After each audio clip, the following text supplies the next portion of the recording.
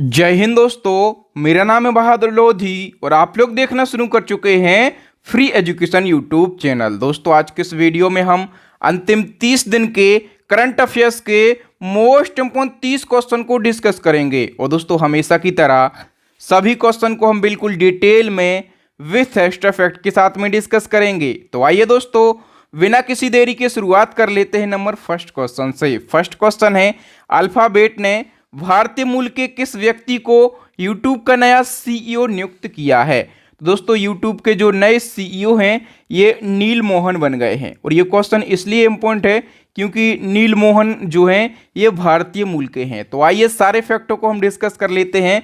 तो गूगल की parent company का नाम है अल्फाबेट और अल्फाबेट ने भारतीय मूल के अमेरिकी नील मोहन को यूट्यूब का नया सीईओ नियुक्त किया है। और नील मोहन ने सुशांत बोजुकी का स्थान लिया है। यूट्यूब की हम बात करें तो यूट्यूब अमेरिका की वीडियो देखने वाली एक वेबसाइट है, ठीक है, या फिर प्लेटफॉर्म है। और हम बात करें इसकी स्थापना 2005 में करी गई थी। और गूगल ने यूट्यूब को कब खरीद लिया तो 2006 में खरीद लिया, ठीक है। इसका हेडक्वार्टर है कहाँ पर, अमेरिका के कैलिफोर्निया में। और यूट्यूब के यदि हम संस्थापक की बात करें तो यूट्यूब को पेपल कंपनी के 3 कर्मचारियों ने डेवलप किया था। एक का नाम है स्टीव चैन, दूसरे का नाम है जावेद करीम और तीसरे का नाम है चार्ड हर्ले, ठीक है। और यूट्यूब को गूगल ने कब खरीद लिया तो 2006 में खरीद लिया। नेक्स्ट हमारा क्वेश्चन है, रक्षा मंत्रालय ने थल सेना का नया उप प्रमुख किसको नियुक्त किया है। तो थल सेना के नए उप प्रमुख बन गए हैं MV Suchendra Kumar. D option correct हो जाएगा। ये तो नए उप प्रमुख बने हैं। यदि हम बात करें कि थल सेना के प्रेजेंट टाइम पे प्रमुख कौन है तो उनका नाम है मनोज पांडे। क्या नाम है दोस्तों, उनका नाम है मनोज पांडे, ठीक है। और मनोज पांडे जो हैं ये थल सेना के 29वें नंबर के प्रमुख हैं। इसी क्रम में एक और क्वेश्चन बनेगा कि हाल ही में भारतीय वायुसेना के नए उप प्रमुख कौन बने हैं। तो भारतीय वायुसेना के नए उप प्रमुख बन गए हैं Amanpreet Singh. C option correct हो जाएगा। और ये तो बने हैं नए उप प्रमुख। यदि हम प्रमुख की बात करें कि वर्तमान में वायुसेना के प्रमुख कौन हैं तो उनका नाम है विवेक राम चौधरी। क्या नाम है, Vivek Ram Chaudhary. Number 4th question, विश्व कैंसर दिवस यानी कि वर्ल्ड कैंसर डे कब मनाया जाता है। दोस्तों इसको याद करने की मैं आपको एक ट्रिक या फिर लॉजिक बताता हूं। जब भी कैंसर हो जाता है तो क्या करता है डॉक्टर, चीर फाड़ करता है कि नहीं करता, ठीक है, चीर फाड़ करता है। तो चीर से क्या बन जाएगा, 4 बन जाएगा, फार से बन जाएगा फरवरी, ठीक है। तो 4 फरवरी को विश्व कैंसर दिवस मनाया जाता है। इसका उद्देश्य है कैंसर की जागरूकता बढ़ाने और इसकी रोकथाम, पहचान और उपचार को प्रोत्साहित करना। और इसकी शुरुआत करी गई थी वर्ष 2000 में। थीम की बात करें तो क्लोज दी केयर गैप इसकी थीम है। और ये जो थीम रखी गई है ये 2022 से 2024 तक रखी गई है, यानी कि 2022 में भी यही थी, 2023 में भी यही है और 2024 में भी यही रहेगी। दोस्तों इसी प्रकार से जिस प्रकार से हम हर क्वेश्चन को बिल्कुल डिटेल में कवर कर रहे हैं और बिल्कुल आसान भाषा में ये कंटेंट बनाया गया है, तो इसी प्रकार से यदि आप पूरे साल के करंट अफेयर्स को पढ़ना चाहते हैं या फिर पिछले 2 सालों के करंट अफेयर्स को पढ़ना चाहते हैं तो हमारी ई बुक लॉन्च हो गई है करंट अफेयर्स की। ये वार्षिकी वाली ई बुक है जो फर्स्ट वाली आपको दिख रही है, और जो सेकंड वाली ई बुक है ये द्विवार्षिकी ई बुक है, ठीक है। तो पिछले 1 साल का या पिछले 2 सालों का करंट अफेयर्स आपको पढ़ना है तो आप हमारी ई बुक को बाय कर लीजिए। दोनों ई बुक का लिंक कहां पर मिल जाएगा आपको, वीडियो के डिस्क्रिप्शन में। याद रखना इस ई बुक में वो सारे टॉपिक दिए गए हैं, वो सारे क्वेश्चन दिए गए हैं जहां से क्वेश्चन एग्जाम में पूछे ही जाते हैं। क्वेश्चन है, बजट 2023-24 में केंद्र सरकार ने कितने रुपए के खर्च का लक्ष्य रखा है। तो हम बात करें दोस्तों 45.03 लाख करोड़ रुपए का लक्ष्य रखा है बजट वित्तीय वर्ष 2023-24 में, ओके। और दोस्तों इसी क्रम में एक क्वेश्चन है कि बजट 2023-24 में रक्षा मंत्रालय को कितनी रकम आवंटित करी गई है। डिफेंस मिनिस्ट्री के लिए दोस्तों कितनी रकम दी गई है तो 5.93 लाख करोड़ रुपए। सी ऑप्शन हमारा करेक्ट आंसर हो जाएगा। दोस्तों कुछ मंत्रालय की आपको पूछा जा सकता है कि कितनी रकम आवंटित करी गई है, तो 16.89 लाख करोड़ ये फाइनेंस मिनिस्ट्री को दी गई है, ठीक है। मिनिस्ट्री ऑफ डिफेंस को 5.93 lakh crore, ministry of road transport and highway के लिए 2.70 lakh crore, ministry of consumer affairs food and public distribution के लिए 2.05 लाख करोड़ रुपए और मिनिस्ट्री ऑफ होम अफेयर्स के लिए 1.96 लाख करोड़ रुपए। ठीक है, इस प्रकार से कुछ मिनिस्ट्री की मैंने आपको लिस्ट यहाँ पर प्रोवाइड करा दी है। आप चाहें तो वीडियो को पॉज करके इसका स्क्रीनशॉट ले सकते हैं और एक बार आप इसको पढ़ लीजिए। एक क्वेश्चन आपके एग्जाम में यहाँ से बन सकता है। बताइए, अयोध्या के राम मंदिर में प्रतिमा के लिए किस देश से शिलाएं यानी कि पत्थर लाई गई हैं? सही आंसर क्या हो जाएगा दोस्तों? नेपाल से। सी ऑप्शन करेक्ट हो जाएगा। डिटेल से इस क्वेश्चन को समझने का प्रयास करते हैं। दोस्तों, फरवरी 2023 को नेपाल से 40 टन वजनी शालिग्राम की 2 शिलाएं यानी कि 2 पत्थर लाई गई हैं और इन्हीं पत्थरों से, इन्हीं शिलाओं से भगवान राम और माता सीता की भव्य मूर्तियां बनाई जाएंगी। शालिग्राम खास तरह का एक पत्थर होता है जो नेपाल के शालग्राम क्षेत्र, जो कि पोखरा के पास स्थित है, यहाँ पाया जाता है। ठीक है, और शालिग्राम नदी के काले पत्थर भगवान शालिग्राम जो कि विष्णु के रूप में पूजे जाते हैं। बताइए, मध्य प्रदेश सरकार ने भोपाल के इस्लाम नगर गांव का नाम बदलकर क्या रखा है? दोस्तों, इसका सही आंसर हो जाएगा option A, Jagdishpur. Next question, Equatorial Guinea की पहली महिला प्रधानमंत्री कौन बन गई हैं? सही आंसर हो जाएगा दोस्तों ऑप्शन बी, मैनुएला रोकाबोटी। यदि हम बात करें इक्वेटोरियल गिनी गणराज्य की, तो ये जो है ये मध्य अफ्रीका में स्थित एक देश है। ठीक है, और हम बात करें इसकी राजधानी क्या है? मलाबो। करेंसी की बात करेंगे तो मध्य अफ्रीकी CFA फ्रैंक इसकी करेंसी है। राष्ट्रपति कौन है? तो टियोडोरी ओबियांग नगएमा मबासोगो यहाँ के राष्ट्रपति हैं। और यहाँ की पहली महिला प्रधानमंत्री कौन बन गई हैं? तो मैनुएला रोकाबोटी। बताइए दोस्तों, नेक्स्ट क्वेश्चन में कि फिल्म निर्देशक और अभिनेता के विश्वनाथ का हाल ही में निधन हो गया है। इन्हें किस वर्ष दादा साहब फाल्के पुरस्कार मिल चुका है? तो दोस्तों याद रखना, जो के विश्वनाथ हैं ये कौन थे? ये फिल्म डायरेक्टर और ये फेमस एक्टर थे और इनको दादा साहब फाल्के पुरस्कार दिया गया था 2016 में। ए ऑप्शन करेक्ट हो जाएगा। और डिटेल की यदि हम बात करें तो ये कहाँ से बिलोंग करते थे या फिर किस राज्य से संबंध रखते थे? आंध्र प्रदेश से। 2 फरवरी 2023 को 92 वर्ष की आयु में इनका निधन हो गया है। इनको 2016 के लिए 48वां दादा साहब फाल्के पुरस्कार दिया गया था और वर्ष 1992 में इनको पद्मश्री अवार्ड से सम्मानित किया गया था। 5 बार ये राष्ट्रीय फिल्म पुरस्कार प्राप्त कर चुके हैं। Next question, film director Vidyasagar Reddy का निधन 2 फरवरी 2023 को हो गया है। वे किस सिनेमा के फिल्म डायरेक्टर थे? दोस्तों, विद्यासागर रेड्डी ये जो हैं ये तेलुगु सिनेमा यानी कि टॉलीवुड के फिल्म डायरेक्टर थे। सी ऑप्शन करेक्ट हो जाएगा। इसी क्रम में एक और क्वेश्चन बताइए, मशहूर लेखक KB तिरुमलेश का, जो कि हैदराबाद से संबंध रखते थे, इनका निधन हो गया है 30 जनवरी 2023 को। ये किस भाषा के लेखक थे? सही आंसर हो जाएगा दोस्तों ऑप्शन ए, ये कन्नड़ भाषा के लेखक थे। नेक्स्ट क्वेश्चन है, धर्म गार्जियन 2023 संयुक्त सैन्य अभ्यास का आयोजन भारत और किस देश के बीच में किया गया? सही आंसर हो जाएगा दोस्तों भारत और जापान के बीच में। यदि हम डिटेल की बात करें तो धर्म गार्जियन 2023 जो संयुक्त सैन्य अभ्यास है ये अपने देश की थल सेना और जापान की थल सेना के बीच में आयोजित किया जाता है।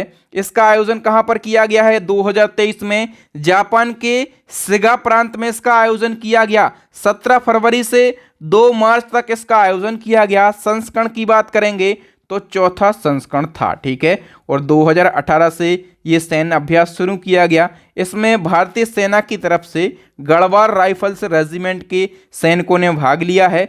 और इस सैन्य अभ्यास का उद्देश्य क्या है? तो दोनों देशों के सैन्य बलों के बीच सामंजस्य और सेनाओं के बीच में संबंधों को बढ़ावा देना। नेक्स्ट क्वेश्चन है, वुमेन प्रीमियर लीग यानी कि WPL नीलामी में सबसे महंगी खिलाड़ी कौन बनी है? मोस्ट इंपोर्टेंट क्वेश्चन है और इसका सही आंसर हो जाएगा ऑप्शन सी, स्मृति मंधाना। ये क्वेश्चन बहुत ही ज़्यादा इंपॉर्टेंट है, इसलिए सारे फैक्टों को हम डिस्कस कर लेते हैं। दोस्तों, वुमेन प्रीमियर लीग यानी कि WPL का ये पहला संस्करण है, यानी कि 2023 में WPL पहली बार आयोजित किया जा रहा है। तो इसका आयोजन 4 मार्च से शुरू होगा, ठीक है। और WPL की नीलामी में स्मृति मंधाना सबसे महंगी खिलाड़ी रही हैं या फिर सबसे महंगी खिलाड़ी बिकी हैं, और इनको किसने खरीद लिया है? RCB यानी कि रॉयल चैलेंजर्स बेंगलोर ने, ठीक है। कितने का खरीदा है? तो 3.40 करोड़ रुपए का खरीदा है। सबसे महंगी टॉप 5 प्लेयर की बात करें, स्मृति मंधाना, और दूसरे नंबर पे हैं एस्ले गार्डनर, और तीसरे नंबर पे कौन बिकी हैं? नेटली स्काइवर। चौथे नंबर पे अपने देश की दीप्ति शर्मा है। 5वें नंबर पे हैं जेमी माह रोड्रिक्स, ठीक है। और दोस्तों जो WPL है इसका आयोजन BCCI के द्वारा होगा। जितने भी भारत में क्रिकेट से रिलेटेड टूर्नामेंट होते हैं वो BCCI के द्वारा ही रेगुलेट किए जाते हैं, ओके। टोटल कितनी टीमें शामिल होंगी इसमें? तो 5 टीमें शामिल होंगी। दिल्ली कैपिटल्स है, गुजरात टाइटंस है, और मुंबई इंडियंस है, रॉयल चैलेंजर्स बेंगलुरु है, और UP वॉरियर्स है। ये 5 टीमें शामिल हो गई। दोस्तों नेक्स्ट हमारा क्वेश्चन क्या है? इंटरनेशनल टेस्टिंग एजेंसी ने किस भारतीय जिम्नास्ट पर डोप टेस्ट में फेल होने के कारण 21 महीने का बैन लगा दिया है? किसके ऊपर बैन लगाया है? ऑप्शन बी, दीपा कर्माकर के ऊपर। बताइए दोस्तों नेक्स्ट क्वेश्चन में, दिल्ली बाल अधिकार संरक्षण आयोग ने दिल्ली में लोगों और आयोग के बीच में कम्युनिकेशन को आसान बनाने के लिए किस व्हाट्सएप चैट बॉक्स को लॉन्च किया है? दोस्तों दिल्ली बाल अधिकार संरक्षण आयोग है, ठीक है, और दिल्ली की जो आम पब्लिक है, इन दोनों के बीच में कम्युनिकेशन को आसान बनाने के लिए एक व्हाट्सएप चैट बॉक्स को लॉन्च किया है। उस चैट बॉक्स का नाम क्या रखा है? बाल मित्र उसका नाम रखा है। सी ऑप्शन करेक्ट हो जाएगा। नेक्स्ट क्वेश्चन, भारत वैश्विक दुग्ध उत्पादन में कितने प्रतिशत हिस्से के साथ पहली रैंक पर रहा है? सही आंसर हो जाएगा दोस्तों ऑप्शन बी, 24%। तो दोस्तों भारत जो है ये वैश्विक दुग्ध उत्पादन में 24% के योगदान देकर पूरी दुनिया में पहले स्थान पर रहा है। तो दुग्ध उत्पादन में भारत की रैंक पहली है और पहली थी। बताइए केंद्र सरकार ने केनरा बैंक के नए MD और CEO के रूप में किसको नियुक्त किया है? तो केनरा बैंक के नए MD एंड CEO जो हैं ये के सत्यनारायण राजू बन गए हैं। सी ऑप्शन करेक्ट हो जाएगा। हम बात करें केनरा बैंक की, तो इसका विलय 1 अप्रैल 2020 को सिंडिकेट बैंक के साथ में हुआ, और इसी के साथ केनरा बैंक जो है ये भारत का चौथा सबसे बड़ा बैंक बन गया है। केनरा बैंक 1906 में स्थापना हुई थी और हेडक्वार्टर कहाँ पर है? बेंगलुरु में। बताइए गैब्रियल चक्रवात के कारण किस देश की सरकार ने राष्ट्रीय आपातकाल लागू किया है? सही आंसर क्या हो जाएगा दोस्तों? न्यूजीलैंड की सरकार ने। सी ऑप्शन करेक्ट हो जाएगा। यदि हम गैब्रियल चक्रवात की बात करें तो न्यूजीलैंड के उत्तरी द्वीप में गैब्रियल चक्रवात के कारण बाढ़ और भूस्खलन आया, और न्यूजीलैंड के पास केरमाडेक द्वीप में 13 फरवरी को 6.1 तीव्रता का भूकंप आया, और इसलिए न्यूजीलैंड की सरकार ने 14 फरवरी 2023 को राष्ट्रीय आपातकाल घोषित कर दिया। न्यूजीलैंड ने घोषित किया है राष्ट्रीय आपातकाल गैब्रियल चक्रवात के कारण। तो न्यूजीलैंड की बात करें, राजधानी क्या है? वेलिंगटन, और यहाँ के प्राइम मिनिस्टर कौन है? क्रिस हिप्किंस जो हैं यहाँ के प्राइम मिनिस्टर हैं, और ये बिल्कुल रिसेंटली बने हैं, ठीक है, न्यू बने हैं, इसलिए इसको जरूर याद रखेंगे। बताइए दोस्तों फीफा क्लब वर्ल्ड कप का खिताब किस टीम ने जीता है? मोस्ट इंपोर्टेंट क्वेश्चन है, और सही आंसर क्या हो जाएगा दोस्तों? रियल मैड्रिड ने यह खिताब जीत लिया है। यदि हम डिटेल की बात करें तो फीफा क्लब वर्ल्ड कप ये स्पेनिश फुटबॉल क्लब है, और फीफा क्लब वर्ल्ड कप 2022 का है, लेकिन आयोजन वर्ष 2023 में और 1 से 11 फरवरी 2023 तक हुआ है, ठीक है। कोविड-19 के कारण इसका आयोजन देरी से हुआ, और आयोजन कहां पर हुआ है? मोरक्को में, और इसकी शुरुआत हुई थी 2000 में, और इसका आयोजन फीफा के द्वारा किया जाता है। और यदि हम बात करें फीफा क्लब वर्ल्ड कप में सबसे सफल टीम कौन सी है? रियल मैड्रिड ही है, ये 5 बार विजेता रही है। Next question, world government summit 2023 में किस IIT के छात्रों को ग्लोबल बेस्ट MGOV अवार्ड मिला है? सही आंसर हो जाएगा दोस्तों ऑप्शन सी, आईआईटी इंदौर के छात्रों को। डिटेल से क्वेश्चन को समझने का प्रयास करेंगे। वर्ल्ड गवर्नमेंट समिट का आयोजन कहां पर किया गया? दुबई में आयोजन किया गया। 13 से 15 फरवरी तक इसका आयोजन हुआ और इस समिट में आईआईटी इंदौर के छात्रों को global best M government award प्राप्त हुआ है। आईआईटी इंदौर के छात्रों को यह अवार्ड किसने दिया है? मिस्र के प्रेसिडेंट ने। और मिस्र के प्रेसिडेंट आप लोगों को तुरंत याद आना चाहिए, मैंने बताया था कि अभी रिसेंटली 26 जनवरी को हमारे जो मुख्य अतिथि थे वो मिस्र के प्रेसिडेंट ही थे। उनका नाम क्या है? Abdel Fattah al Sisi. ठीक है, तो इन्हीं ने आईआईटी इंदौर के छात्रों को ये अवार्ड दिया है। एम गवर्नमेंट अवार्ड क्या होता है? तो ये अवार्ड इनोवेटिव कार्यों के लिए संयुक्त अरब अमीरात सरकार के द्वारा प्रदान किया जाता है। बताइए दोस्तों, 5वें खेलो इंडिया यूथ गेम्स में सबसे ज्यादा पदक किस राज्य ने जीते हैं? सही आंसर हो जाएगा दोस्तों ऑप्शन डी, महाराष्ट्र ने सबसे ज्यादा पदक जीते हैं। यदि हम बात करें 5वें खेलो इंडिया यूथ गेम, तो ये गेम 2022 के हैं। ठीक है, लेकिन ये कब आयोजित किए गए? 2023 में। ठीक है, कब से कब तक आयोजित किए गए हैं? तो 30 जनवरी से 11 फरवरी तक ये आयोजित किए गए हैं। और कौन सा संस्करण है?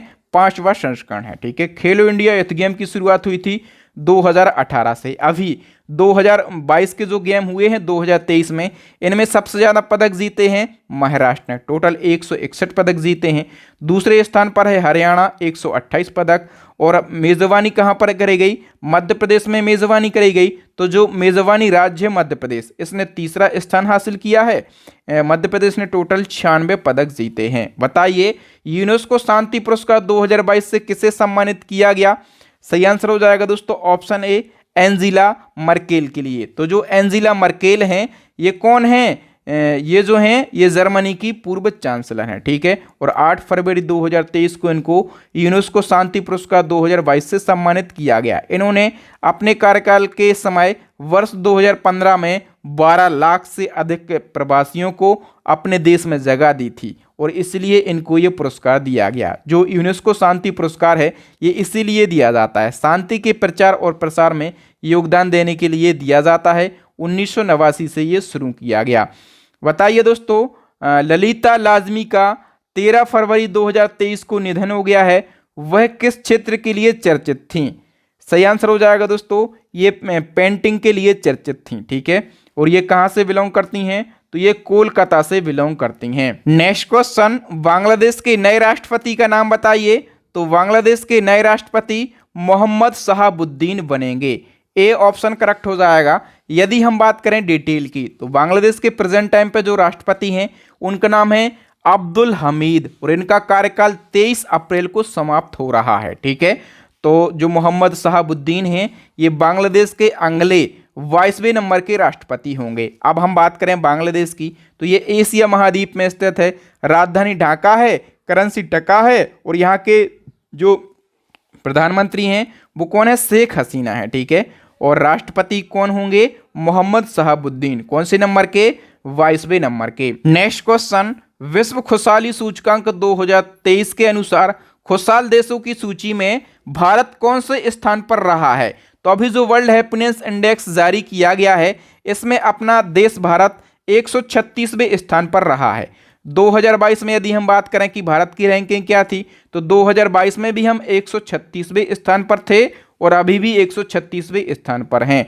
तो वर्ल्ड हैप्पीनेस इंडेक्स 2023 में 146 देशों को स्थान दिया गया और 146 देशों में अपने देश ने 136वां स्थान हासिल किया है। जो वर्ल्ड हैप्पीनेस इंडेक्स है इसमें जीडीपी लेवल, जीवन प्रत्याशा, जीवन विकल्प चुनने की आज़ादी, उदारता और भ्रष्टाचार की धारणा जैसे कई कारकों पर रैंकिंग दी जाती है। ठीक है, तो हम बात करें कि इस साल फिनलैंड जो है ये 6वें साल, कौन से साल? 6वें साल दुनिया का सबसे खुशहाल देश चुना गया है और वहीं अफगानिस्तान जो है ये सबसे नाखुश देश चुना गया है। यानी कि अफगानिस्तान अंतिम पायदान पर है, अंतिम पायदान पर, यानी कि 146 देशों को तो रैंकिंग दी गई है तो ये अंतिम स्थान पर है, 146वें स्थान पर है। हम टॉप 3 देशों की बात करें तो फिनलैंड लगातार 6वें साल पहले स्थान पर है, डेनमार्क दूसरे स्थान पर है और स्विट्जरलैंड तीसरे स्थान पर है। बताइए भारत का सबसे गहरा मेट्रो स्टेशन कहां पर बनाया जाएगा? सही आंसर हो जाएगा दोस्तों ऑप्शन डी, पुणे में इसको बनाया जाएगा। नेक्स्ट क्वेश्चन, 23 जनवरी को पराक्रम दिवस किसकी जयंती के रूप में मनाया जाता है? तो पराक्रम दिवस जो है ये नेताजी सुभाष चंद्र बोस की जयंती के रूप में मनाया जाता है। सी ऑप्शन करेक्ट हो जाएगा। यहां से फैक्टों को समझना जरूरी है। नेताजी का जन्म हुआ था 23 जनवरी 1897 को, उड़ीसा के कटक में इनका जन्म हुआ था, ठीक है। और 2023 में नेताजी सुभाष चंद्र बोस की 126वीं जयंती मनाई गई है। पहली बार नेताजी की जयंती 2021 में उनके 124वें जन्म दिवस के अवसर पर पराक्रम दिवस के रूप में मनाया गया था। और नेताजी का एक प्रमुख नारा है, ये पूछा जाता है, तुम मुझे खून दो मैं तुम्हें आज़ादी दूंगा। किसका नारा है?